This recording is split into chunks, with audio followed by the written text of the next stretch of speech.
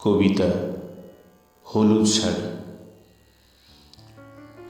শহরে কালচেটে পড়া বিকেলের আলো, পার্কের কৃষ্ণচূড়া রং মেখে, পায়রাচালি রোডের অফিস ফেরত বাসের ধোঁয়া ও ব্যস্ততা পাশ কাটিয়ে ভানুময়রা গলির এঁদো জলে সন্তর্পণে বেকারত্বের পা টিপে টিপে আমার বাবার বানানো আমাদের একমাত্র ভরসার স্কাইওয়াক বেয়ে সরকারি চাকরির ইন্টারভিউ লেটার আমায় খুঁজে পায় হাইসিন্থ আকাশ ছোঁয়ার স্বপ্নওয়ালা ড্যাফেনের ছাদে।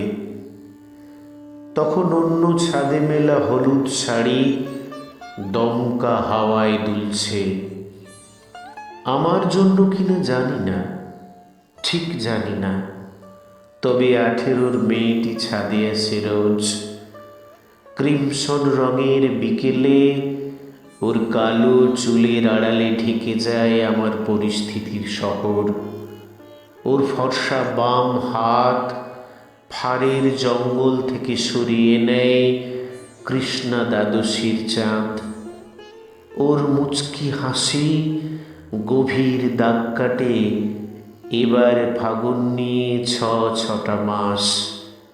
আগলে নেয় আমার ভালোবাসার হলুদ শাড়ি ছন্দশীল। সে মাতন বাতাস মেখে নিয়ে লাজুক ছুঁয়ে দিয়ে যায় আমার আনন্দদায়ক বর্তমান ও ভাত কাপড়ের ভবিষ্যৎকে।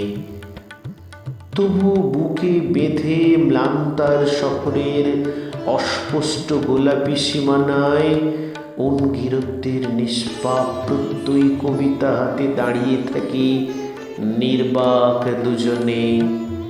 পাশাপাশি দুটি ছাদে পরিমিত সংগ্রামের কবিতা স্বপ্ন রং হতে চায়।